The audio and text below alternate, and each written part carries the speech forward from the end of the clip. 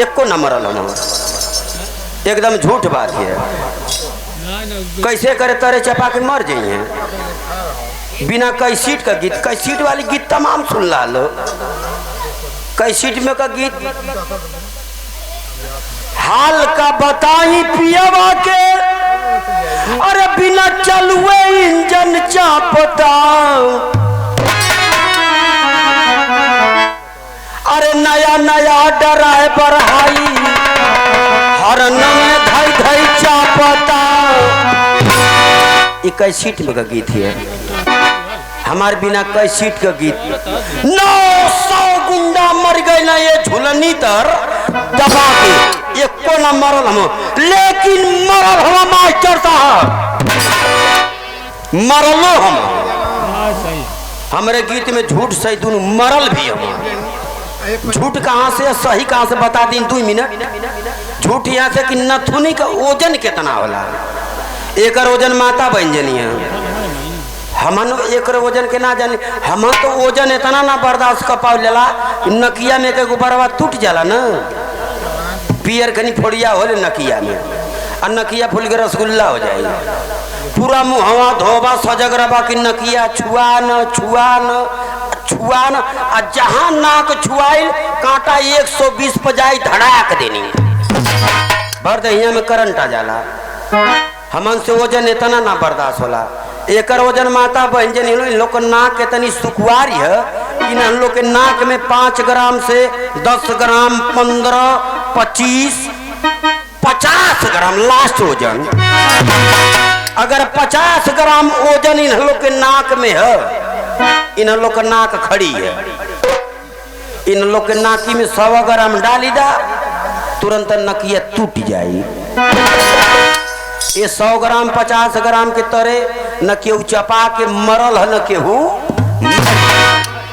लेकिन मरल हो मास्टर साहब, जे भी मरल है एकरे नीचे चपा के ना मरल है, एकरे पीछे घिंचा के टरनी से कट जाते हो, नीचे चपा लम, जहर खा लेते हो, फांसी लगा लेते हो।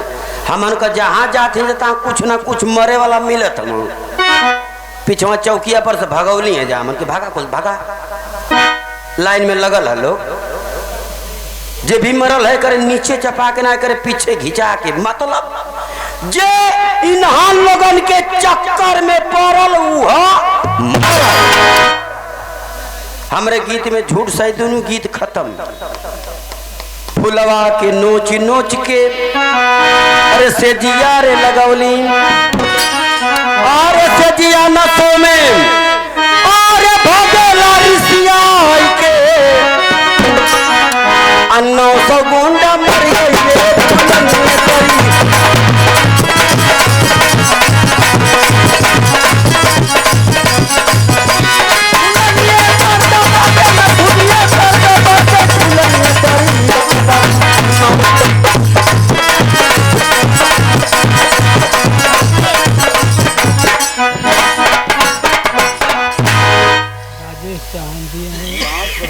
प्रमोद प्रधान जी को जिताने के लिए।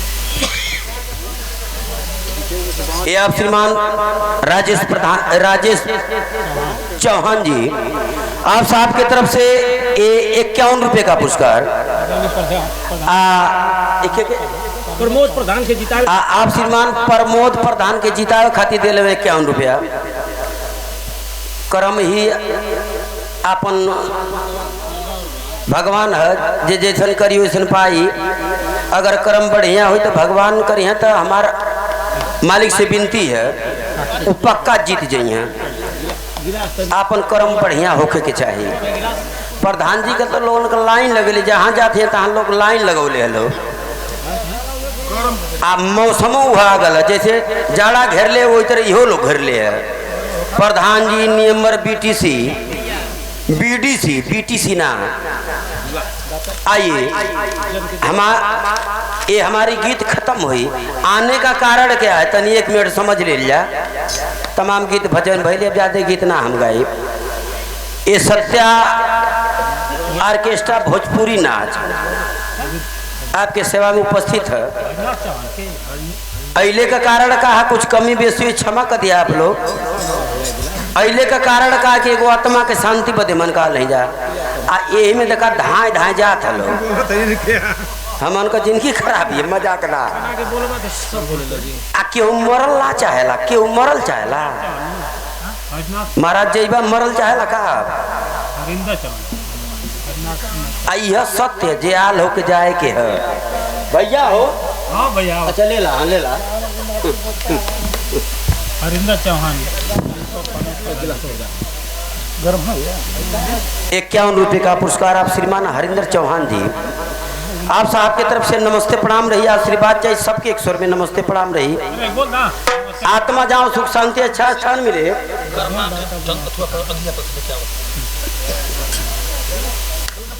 यह सत्य जे आयल होके जाए के है आयल गयल सत्य इतना आगे पीछे लाइन लगल है केहू गर्मी में चल जाता केहू बरसात में जाता केहू जाड़ा में जाता केहू गाढ़ा में जाता 115 बरिस इंसान कहने जी जाओ कर लग जाती हो सर जाते हो तब वो मरना चाहते हो लेकिन मरे के है यह सत्य है मरे के है अब आज बाबूजी चल गए ना बाबूजी चल गए ना तो मैयो जाई आ जब माई बाप चल जाए तो हमन बेटी बेटा हैं जा हमनों के जाए के है यह सत्य है जे आलो के जाए के आत्मा के शांति बदे हमन को उपस्थित हैं जा बाबूजी तो आज पूरा हिंदुस्तान का सेवा कैले रहा हूँ आप लोग का सेवा जो कैले हो तो छोड़ा हटावा ओके हम ना देखत हैं आज सेवा ना कैले तो तुम लोग इकट्ठा ना होता आज हम सभी लोग उपस्थित बाबूजी के आत्मा के शांति बदे आप लोग उपस्थित हो बाबूजी का पूरा परिवार यहाँ उपस्थित है आत्मा के शांति बदे हम सभी लोग उपस्थित हैं आइए सभी लोग इस मालिक से विनती करते हैं उस आत्मा के लिए आत्मा जाओ सुख शांति अच्छा स्थान मिले लेकिन